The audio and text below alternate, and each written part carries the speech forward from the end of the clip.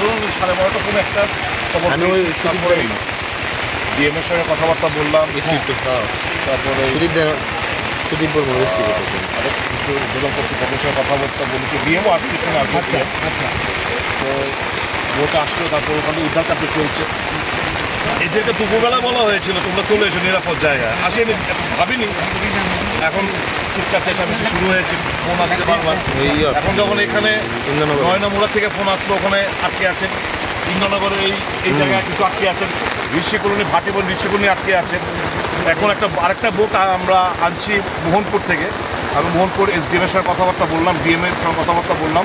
আরেকটা বোট এক্ষুনি আসলে ওই নয়নামুড়া ওটা উদ্ধার কার্য শেষ করে তারপর ওই ঋষিকরণে ওখানে নিয়ে যেতে হবে। এখন পরিস্থিতি কীরকম রয়েছে?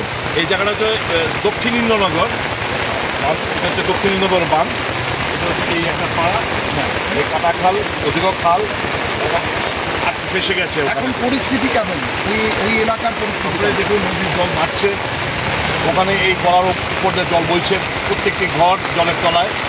ছোটো ছোটো বাচ্চা মহিলারা কাঁদছিল, তো বসে থাকতে পারিনি, ছুটে এসেছি এদের উদ্ধার কার্যে। রাত প্রায় 2:30 বাজে, মানে আর কতগুলো পরিবার রয়েছে এখানে? এখানে আরও প্রায় 20-25 জনের মতো রয়েছে। আমার যেমন 2-3টা ট্রিপ লাগবে। এটা শেষ করার পর এই বোটটা নিয়ে এখানে উদ্ধার কার্য আরও কয়েকটা পরিবার ভেসে গেছে।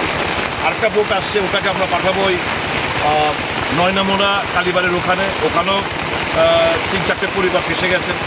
এটা সেরে এই বোটটাকে আবার পাঠাবো ঋষিকলোনি, ভাটিবন ঋষিকলোনি।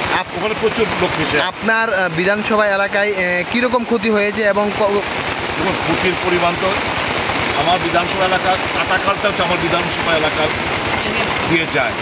তো কাটাখালের পাড়ে যতগুলো বাড়ি ঘর আছে সবাই ক্ষতিগ্রস্ত। এমন কোনো জায়গা নেই যেখানে যে বাড়িটা মানে জলের তলায় যায়নি। মানুষের দারুণ ক্ষতি হয়েছে। এখন মেন মূলত হচ্ছে মানুষের জীবন যাতে আমরা বাঁচাতে পারি সেটাকে সেই উদ্ধার কার্য এখন চলছে। ক্ষয়ক্ষতি তো মানে হিসাব ছাড়া, পরবর্তী সময় সেটা হিসাব করা যাবে, কিন্তু এক্ষুনি প্রাইমারি আমাদের কনসার্ন হচ্ছে মানুষকে কীভাবে ওপর থেকে আনা যায়। তাদের কোথায় শেল্টার দেওয়া হচ্ছে? এদেরকে একটু আমরা ইন্দ্রনগর কালীবাড়িতে শেল্টার দিচ্ছি। এখানে একটা ক্লাবও রয়েছে, কিন্তু ক্লাবে অনেক প্রচুর লোক, প্রায় 700 কোনো জায়গা নেই।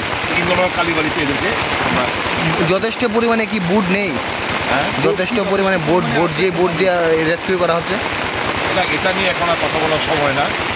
এখন মূলত ফোকাস হচ্ছে আমাদের উদ্ধার কার্য। ডিজাস্টার ম্যানেজমেন্ট একটা কথা শর্টে বলি, এ নিয়ে বহুত বড় বড় ভাষণ আমরা শুনেছি, লেকচার শুনেছি, আসলে সব কুসংস্কার। আজকে এই বন্যা একটা জিনিস প্রমাণ হয়ে গেছে, ডিজাস্টার ম্যানেজমেন্টের নামে সরকারের যে কিছুই নেই, আজকে একদম জলের মতো পরিষ্কার হয়ে গেছে। বাকি কথা আমি আর কাউকে দোষারোপ করবো না। এখন মূলত উদ্ধার কার্য চালানো, এটাকে আমরা প্রাধান্য দিচ্ছি। আপনাদের কংগ্রেস লিডার